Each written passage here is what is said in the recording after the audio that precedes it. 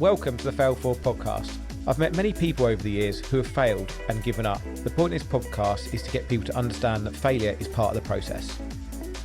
Welcome to the Fail Forward podcast. Today is a very, very special episode.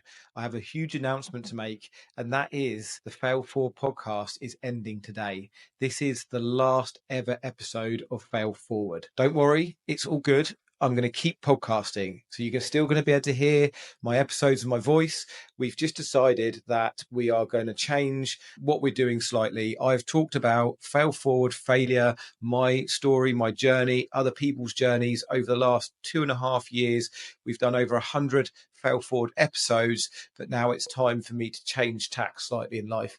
As you guys know, last year I had a stroke at the beginning of October, and having that stroke brought me all sorts of emotion. And a lot of that emotion was me questioning every single thing that I do in my life. I had 3 days in hospital where I didn't know I had a stroke, that I thought I had a brain tumor in my brain. They told me they'd found a cyst. I'd written my life off. I thought I had probably not long left to live. So that was obviously quite a harrowing and difficult experience. But over that time, it really got me thinking about, what do I want? I'm 40 years old now. What do I want from my life? Where do I see my life going? And albeit talking around failure, talking around fail forward has been a really integral part of my life. Starting this podcast has brought me so much happiness in being able to help people. It's brought me opportunities. I met Jay, my new business partner, through it. Other opportunities have come towards me. But overall, the amount of people that have reached out to me and has said the vulnerability that you show has really helped me to deal with the challenges and the issues that I'm having with my life right now.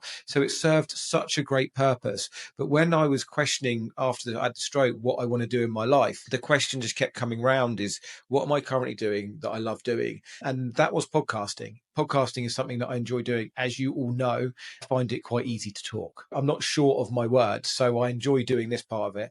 And I enjoy coaching, and I enjoy mentoring, and I enjoy teaching, and I really enjoy my Tree Surgery Business Academy and Tree Surgery Mastermind that I run. I've got 3 core businesses now. I've managed to strip out a lot of my revenue streams and businesses that were taking up my time but not serving me. So I'm now down to a service accommodation business, a tree surgery business, and a mentoring and training business. But moving forward, my main focus is around the tree surgery world and being able to elevate that. A rising tide raises all ships, and be able to help and support the industry that I've been part of since I was 20 years old now, half of my life. So we're actually launching a Tree Surgeons Arboriculture podcast in the next couple of weeks.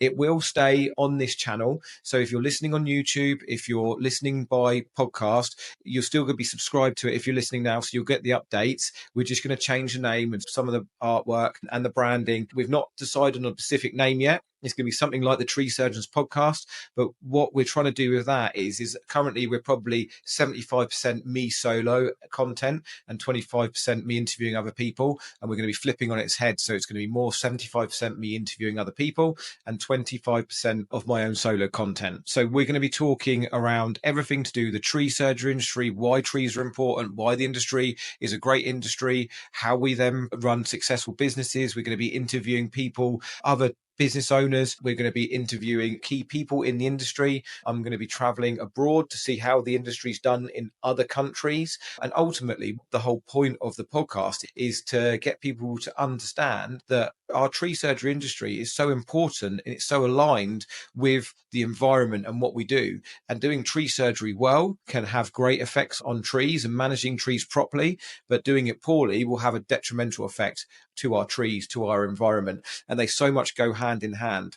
And actually, as an industry, as a tree surgery industry, we're faced with lots of challenges in the sense that we're not regulated, that we don't even have a SIC code. If we go and try and start a tree surgery business or an arboricultural business, there is no SIC code on Companies House for that. So we have to go under landscaping or forestry. If you're a tree surgeon, you'll certainly know this, that when you're trying to fill in a job application or a mortgage application, when you go down to the occupation, there is never tree surgery, arboriculture, tree climber, or anything to do with our industry. So we are completely different to any other industry, but yet we don't get treated that way. And the industry hasn't grown, as in the wages, as in the working conditions. They haven't grown enough as they should do in the last 20 years. I've seen the top wage going from 25 grand a year 20 years ago to probably a top wage being about 35 grand a year. So it's gone up 10 grand in 20 years. When you see other industries, like I'll talk about the construction industry quite a lot,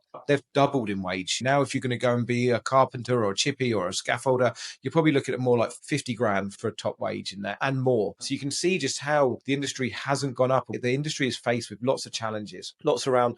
We have lots of one-man bands who don't necessarily want to or have the desire to run a larger business, but that brings prices down. We've got lots of other in trades that do our job, like fencers will do a bit of tree surgery, landscapers will do a bit of tree surgery, gardeners will do a bit of tree surgery, but that doesn't mean they're trained and skilled and understand how the trees grow, work, when to cut them, how to do it, if that's going to be a good health and safety practice. We've then got the other side of the industry where we've got lots of large, big corporate businesses who buy up tenders and then sub it all out to smaller companies, but at a really bad rate. So you've got lots of smaller companies who are accepting bad rates, and then that's bringing down what we can charge in the industry.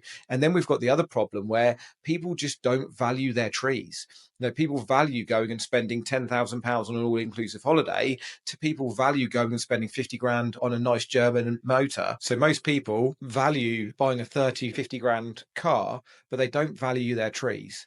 And that comes in corporate businesses all the way through to domestic homeowners. So we have some real challenges facing our trees, the country, the industry. And part of the podcast that I want to be running is being able to elevate that, use what I've learned in the last 2.5 years of running the Fail Forward podcast. And the Fail Forward will always be in part of my life. We have a lot of challenges facing our industry. And that's why I want to use this podcast and use the experience I've had with Fail Forward to be able to help and elevate the industry and get the word out around our industry and what actually paying for a good tree surgeon can do for you, the environment, and for the country. I believe it's a really important thing. I believe a rising tide raises all ships. It's why we started the Tree Surgery Mastermind.